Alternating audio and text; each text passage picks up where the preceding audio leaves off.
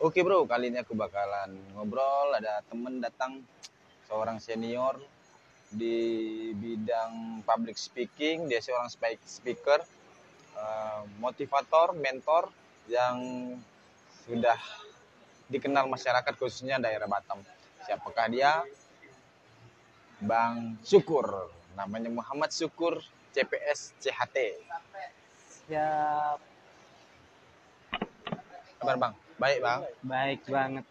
Iya. Ini luar biasa juga ya Bunda dan masyarakat Batam. Pemuda yang dikenal Roni Ray ya. Nama panggung. Pemuda masih muda, kreativitasnya tinggi dan luar biasa banget. Saya bangga ada pemuda di Batam yang sangat luar biasa seperti Roni Ray. Kalau di media kayaknya udah biasa lah ya kalau sama beliau. Kalau sama saya kayaknya masih kaleng-kaleng. Kalengnya kita lihat dulu bang. Kaleng apa bang? Kalengnya Kaleng kaleng Milo. Kalau kaleng Milo itu, kaleng Milo Malaysia itu mahal bang. Wah, siap. Bisa aja Oke. luar biasa. Bang Syukur ini owner dari Telaga Luhur bang ya. Ya. Owner dari Telaga Luhur, seorang entrepreneur juga, terapis, penulis buku juga. Dia asisten dosen di Geraha Karya Anak Bangsa, ya bang. Ya. Kampus itu bang ya. Di kampus Karya Anak Bangsa. Karya Anak Bangsa. Oke. Punya Bang Haji Riki Solihin. Punya Bang Haji Riki Solihin. Iya.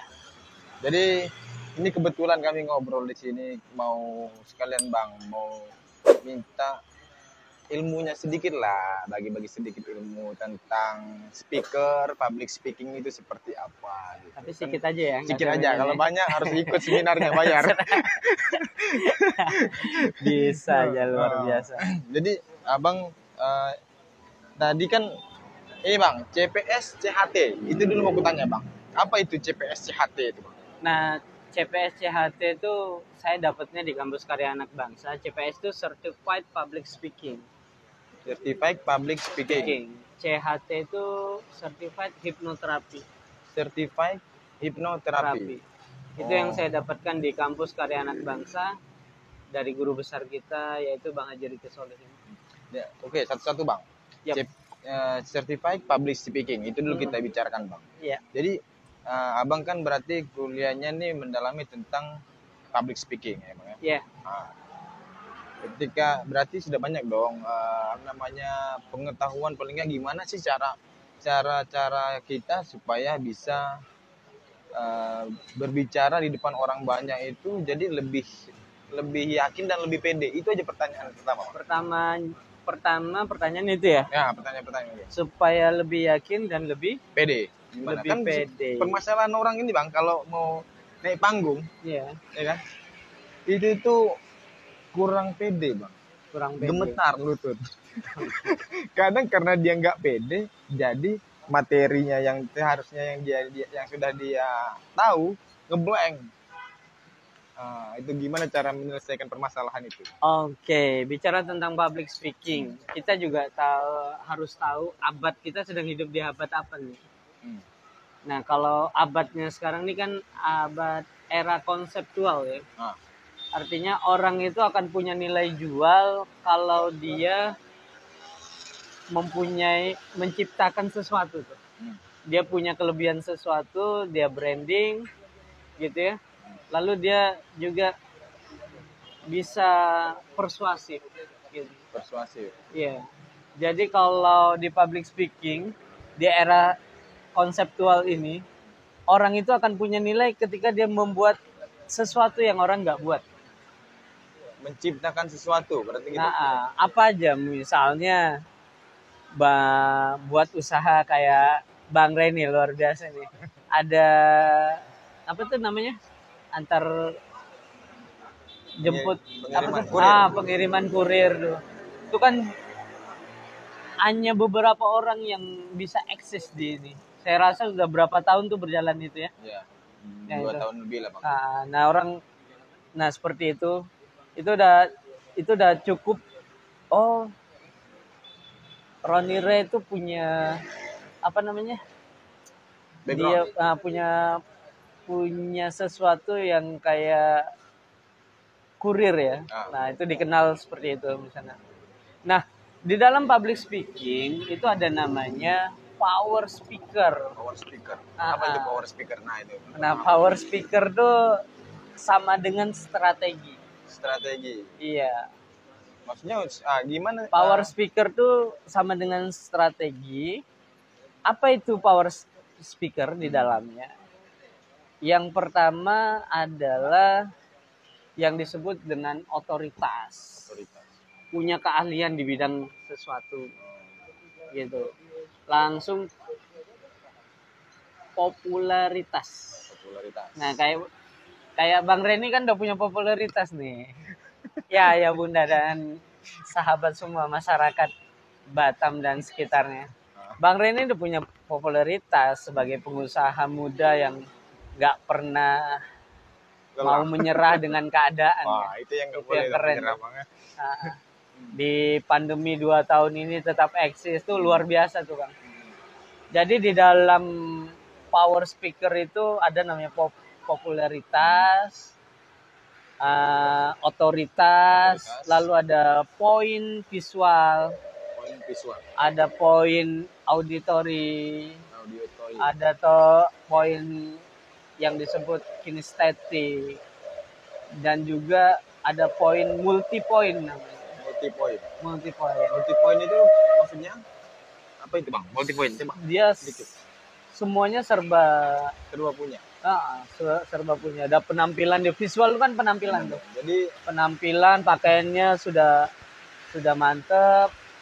Lalu nanti gesturnya juga ada. Ada nih pembicara kalau mau bilang Assalamualaikum warahmatullahi wabarakatuh. Ada yang tuh mau ngapain ya, mau striptease atau apa gitu. Nah itu yang nggak. Itu gestur. Itu perlu dipelajari di public. Itu maksudnya di gestur. Di gestur. Gestur di penampilan. Gestur tuh ada gestur gerak tubuh ya, ada juga mimik wajah. Bisa wajah jelek, wajah marah, dia bisa acting wajah jelek bawaan lahir agak itu dah. Nah, jadi kan nggak semua orang nih menurut aku bisa menyelesaikan apa yang abang terapkan tadi kan. Nah begini nih, yang jadi permasalahan di masyarakat kita, masyarakat berpikir public speaking itu adalah talenta. Orang yang punya talenta yang bisa. Sebenarnya public speaking itu ya repetition, pengulangan selalu tampil, maka hilang nanti rasa takutnya yang gini-gininya tadi itu yang begini. Kan ada ngobrol tuh, Assalamualaikum warahmatullahi wabarakatuh, mau ngapain coba? Kira-kira mau ngapain? Mau striptease? Sebenarnya itu Bang, gerak tubuh kalau menurut aku ya, itu gerak tubuh yang seperti itu karena untuk menutupi groginya tadi Bang. Iya, tapi makin hancur gitu. Tujuannya kan menutupi groginya tadi, tapi memang ternyata makin hancur. Tapi sebenarnya itu bukan talenta ya, tapi apa yang bisa kita pelajari ya? Public speaking itu adalah sesuatu yang bisa dipelajari. Maka perlunya kita memahami potensi diri. Ini kan orang kenapa sih dia selalu bilang aku tak bisa, aku takut. Oh kalau dia mah udah biasa, padahal kita sama-sama dikasih pikiran, dikasih tangan, dikasih sama-sama ganteng ya. Cuman dia aja nggak mau berpikir. Iya, itu aja. Nah itu. Okay. Ada juga di dalam public speaking, hati-hati dalam berpikir. Nih apa sih ketua Nazi itu siapa sih? Hitler. Nah Hitler pernah menghukum bawahannya karena ada kesalahan. Dia akan menghukum bawahannya dengan kamu dipenjara di tempat yang kecil, di dalamnya ada gas, dan perlahan-lahan Anda akan mati. 3 orang tuh. Lalu dimasukkanlah itu ke dalam penjara, ruang yang kecil, air netes, bertiga. Padahal nggak ada gasnya. Gas itu cuman induksi saja, artinya dia Hitler berbicara, padahal dia berbohong. Tapi karena ya 3 orang itu percaya bahwasanya ketika dimasukkan ke dalam itu dia akan mati perlahan-lahan. Setelah berapa jam kemudian dibuka benar-benar mati. Bahaya kan? Ya, berarti itu dia menanamkan mindset, Bang ya. Iya. Iya, benar kan? Dia menanamkan suatu apa? Sugesti. Sugesti Iya. kepada orang yang dihukum dia tadi, seakan-akan di dalam itu ada gas. Ada gas. Padahal nggak ada. Nah, bagaimana dengan kita dibilang bahwasanya kalau berdiri depan orang banyak itu akan pingsan. Ya. Jadi pingsan betul lah. Nah, bisa pingsan beneran. Nah, makanya penting sekali setelah kita memahami potensi diri ya. Bahwasanya sebenarnya manusia itu diberikan potensi yang sangat luar biasa. Ada 3 cara untuk mengaktifkannya. Pertama, bersih hati, terbuka. Maksudnya ketika tidak tahu ya mau belajar. Ketiga, menerima keadaan yang diberikan Allah saat itu ya diterima, karena barang siapa yang mensyukuri nikmatku maka Allah akan tambah. Apa yang kekurangan kita tuh Allah akan tambah. Jadi untuk membangkitkan potensi kita agar aktif potensi kita, maka kita harus punya 3 itu. Setelah punya 3 itu, bagaimana cara mengasahnya? Yang dapat kami pelajari dan kami praktekkan dalam kehidupan kami, sehingga alhamdulillah lah sekarang banyak perubahan. Kalau dulu saya ngomong juga takut gitu. Kalau sekarang ngomong dikit begini ya, kayak profesional banget, padahal masih kaleng Milo lah. Kaleng Milo mahal, Bang. Mahal ya? Yalah, nggak apa-apa. Nah, kalau sudah tahu cara mengaktifkan potensi diri, cara mengasahnya, bire. Orang punya ilmu apa aja, punya pemahaman apa saja, dia tidak punya belief, itu nggak akan tajam pisaunya. Belief, impression, dia harus berkesan dengan sesuatu yang dia lakukan. Yang ketiga, ada yang namanya repetition. Pengulangan. Sama dengan nanti ketika kita belajar public speaking. Belajar public speaking itu, di awalnya maju tuh masih cuman assalamualaikum, datanya hilang semua, padahal udah hafal semua tuh. Waalaikumsalam, sadaqallahul adzim gitu. Selesai gitu. Nah itu di awal. Nah, maka nanti kalau misalnya kita latihan di kampus, misalnya masuk di kampus, itu tuh akan dilatih seperti itu. Aku ada rencana mau mendaftar ke kampus. Insya Allah di bulan 12 di kampus Karya Anak Bangsa. Buat ayah bunda semua nanti yang lihat video ini. Alamatnya di mana? Cara daftarnya gimana? Di Bengkong Ratu nomor 1, pas sebelah Jodoh Center. Yang gedung tinggi itu ya? Ya, gedung tinggi. Geraha Kansa. Itu kita belajar untuk membangkitkan kepercayaan diri. Kerennya nih, kalau public speaking banyak di Batam. Tapi yang memberikan fundamental, artinya belajar kesadaran. Karena orang public speaking adalah orang yang eksis. Dia akan banyak godaan, akan disenangi orang, banyak senang. Karena memang yaitu, karena dia eksis, dia juga pandai persuasi, power sensoringnya, bekal-bekal public speakingnya itu tahu 10 kebutuhan. Di dalam pelajaran kami itu ada namanya 10 kebutuhan manusia, ada ilmu simpati. Nggak perlu baca-baca, kalau bisa itu tuh cewek bisa kelepek-kelepek. Wah, tahu 10 kebutuhan manusia. Kalau mau jadi playboy sekolah di situ. Enggak. Artinya itu bercandaannya ya. Iya. Nah, jadi nanti di bulan 12 insya Allah kita ada buka pendaftaran. Kita kuliah malam. Ada siang. Kalau malam tuh seminggu 2 kali, Senin sama Rabu, Selasa sama Kamis. Kalau yang sore itu Jumat sama Sabtu. Mas Ray. Jadi 2 kali dalam seminggu. Kalau yang reguler itu gratis. Ini gratis. Memang gratis kita kuliahnya. Artinya kita cuman ikut seminar di awal yang insya Allah 400 ribuan ya, 400 ribu atau sampai 500 ribu gitu. Setelah itu ikut. Dan kita nggak ada bayar bangunan, kita cuman adanya tuh subsidi silang bagi yang nggak mampu. Nanti tiap bulannya ada yang bayar 50 ribu untuk bayar listrik air, gitu. Jadi Pakaian itu mungkin yang pakaian aja kita beli sendiri 200 ribuan mungkin ya. Ya kalau beli berdua bingung bang. Bagi Pakainya separuh-separuh. Pakainya separuh. Itu. Terus ada aku tadi kan ada CHT. CHT ya. CHT, hipnoterapi. Di sana Hipnoterapi. juga dipelajari juga masalah hipnoterapi berarti di sana Bang, ya. Oke, ini kita Hipnoterapi bicara itu apa? Ini kan banyak nih.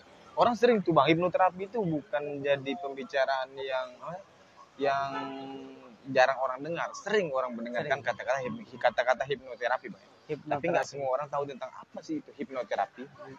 Iya, Nah, iya. apa itu Bang hipnoterapi? Oke, sebelum saya jelasin itu, saya jelasin dikit. Semester kita ada 4 semester. Semester pertama fundamental. Itu belajar jati diri, potensi diri, dream mapping, dan lain-lain. Kedua, ada yang namanya pola pikir. Manajemen pikir, setelah itu nanti ada tipologi manusia, tipologi sensorik, tipologi oka-oki. Kita belajar itu. Tipologi uka-uka. Oka-oki. Tahu oka-oki? Enggak tahu. Otak kiri, otak kanan. Oh. Itu dia, bukan uka-uka. Kalau uka-uka nanti lain. Serem. Terus Baik. Semester ketiga itu public speaking media. Itu udah mulai belajar general public speaking. Langsung nanti ada hypno communication, hypno public speaking ya, dan nanti ada mastery public speaking gitu.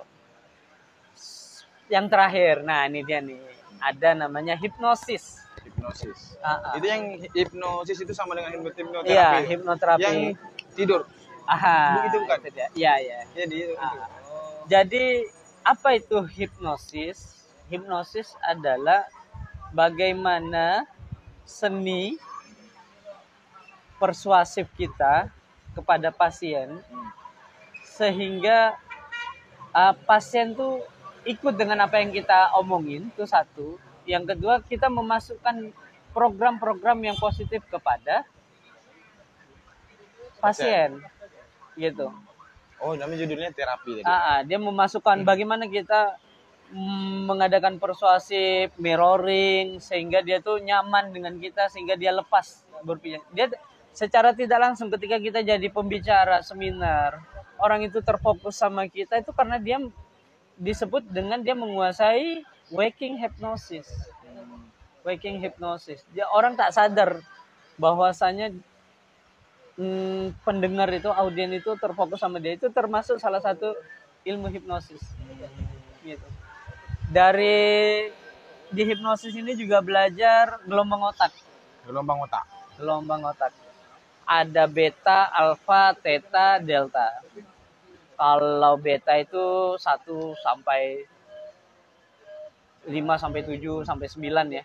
Banyak pikirannya itu masih banyak, mikirin utang, Beban pikiran. pikirin tugas, masih banyak banget tuh pikirannya. Masuk ke alfa. Alfa tuh udah mulai 1 sampai 5 ya. Udah mulai mikirkannya tuh yang sudah mulai sedikit lah pikirannya. Gelombang otaknya udah mulai dikit. Masuk ke theta. Kalau theta 0 sampai 1, dia udah mulai fokus tuh. Kalau dia jadi audien, dia fokus sama kita. Sudah lupa sama utangnya, lupa sama masalahnya gitu. Gitu. Dan nanti juga hipnosis tuh nggak harus tertidur. Hipnoterapi tuh.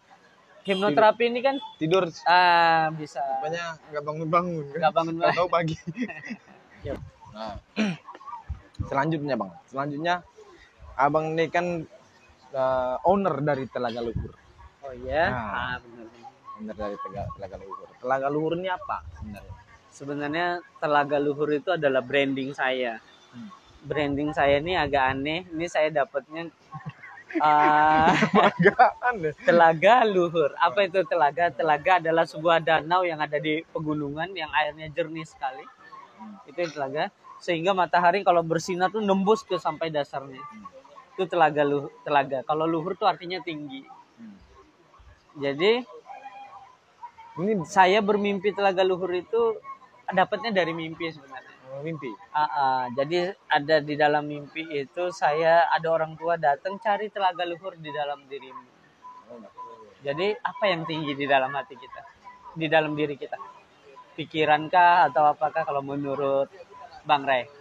Menurut aku yang paling tinggi itu adalah hati. Hati. Nah itu. Nah di situ udah saya di dalam perjalanan hidup saya tuh Bang Ray, saya sempat dipesantrenkan, sempat tahu dunia lah, ya masuk longkang, nanti bagusin lagi gitu ya. Alhamdulillah Perjalanan hidup.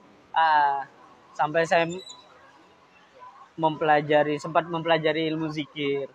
Disitulah saya apa itu telaga luhur, kok mimpi seperti itu saya cari, rupanya yaitu kolbun salim, itu hati yang selamat itu, yang bersih dari selain Allah itu. Jadi telaga luhur ini saya jadikan branding.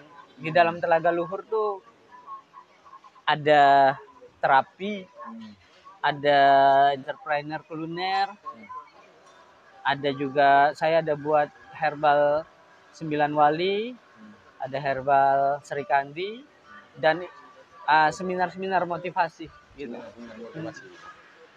Ini semua menggabungkan keilmuan. Saya terapi juga tuh menggabungkan hipnosis dengan ilmu zikir gitu. Katanya Abang kan mau bikin ini ya, apa namanya, seminar apa itu? Oh iya. Seminar. Benar-benar Bang Ray. Seminar Telaga Luhur ini juga? Iya, branding Telaga Luhur. Di dalam Telaga Luhur tuh ada dimsum, Bang Ray. Ilmu dimsum tuh saya dapatnya di Medan. Sampai saya sempat jualan di Malaysia, itu sangat luar biasa omsetnya.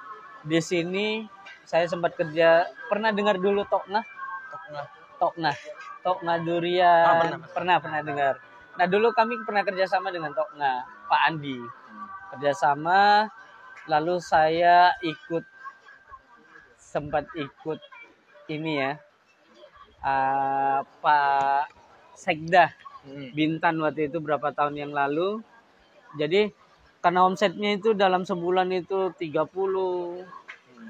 ya luar biasa lah omsetnya. Jadi karena saya ikut Pak Sekda ketika itu, jadi saya bilang yaudah saya ajarin aja. Jadi ketika itu saya dibayar 15 juta ketika itu. Jadi seminarnya ini tentang bagaimana cara menjual dimsum. Satu, SOP cara menghidangkannya, cara menjualnya, lalu cara membuatnya dari awal. Membuat hubnya, membuat dimsum dari awal. Nah, dari hamnya kan dimsum itu ada ayam, udang, ada daging sapi. Ciptaan saya sendiri dimsum gonggong. Oh, ada gonggong. Si dimsum gonggong itu khusus saya ciptakan berapa tahun yang lalu ketika saya kerja sama Tokna. Jadi ini kan Telaga Luhur ini yang mau bikin seminar. Iya.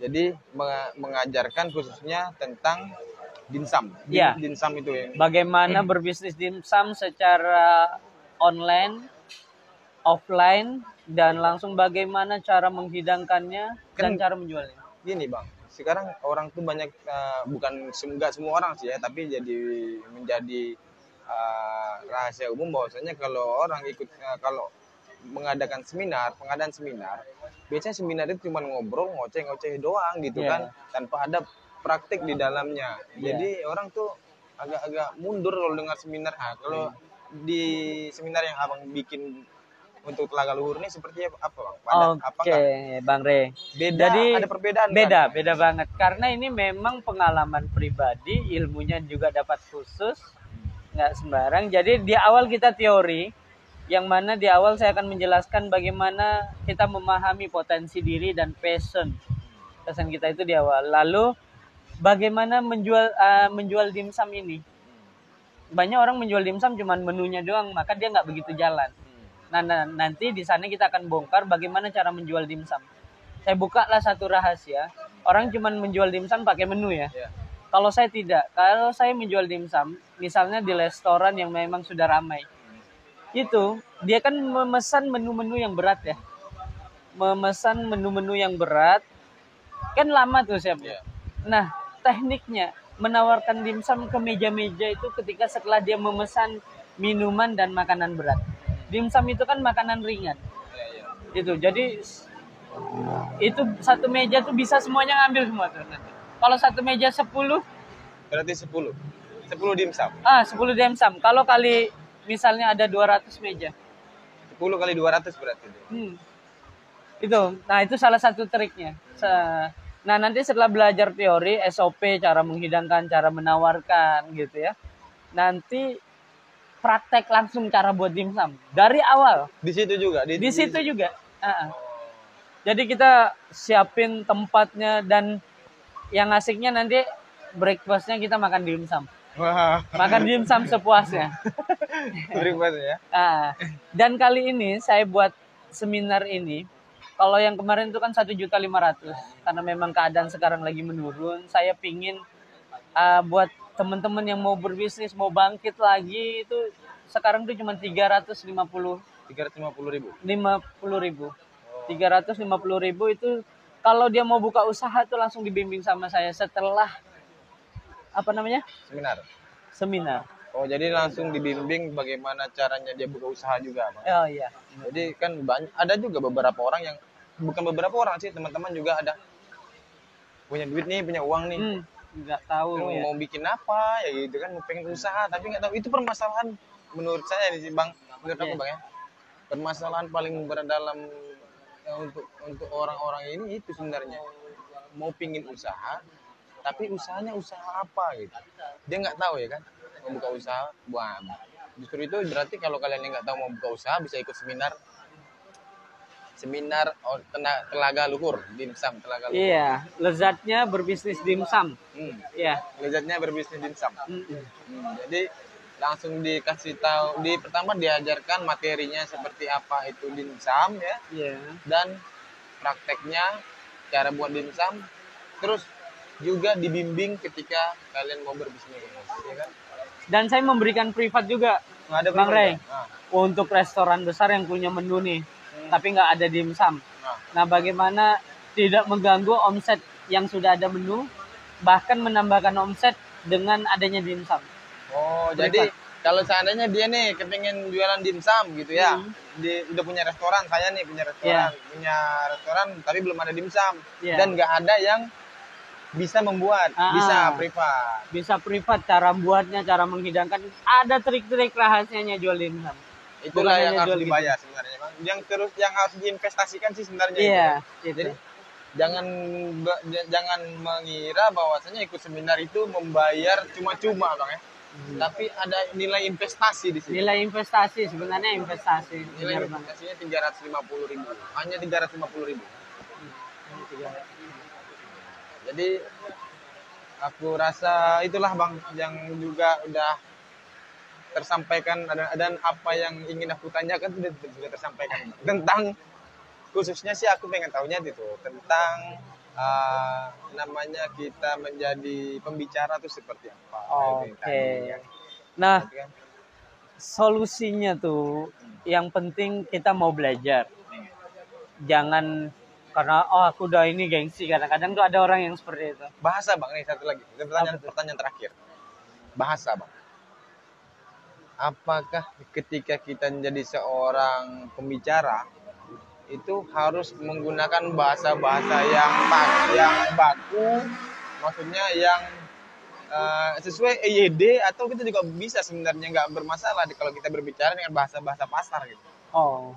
Oke, nanti ini ada bedanya antara public speaking dengan talking. Kalau public speaking itu adalah berbicara di depan orang banyak, di depan orang umum dengan strategi-strategi. Kalau talking kan ngomong. Cakep aja lah. Pokoknya apa yang mau disampaikan ya ngomong aja.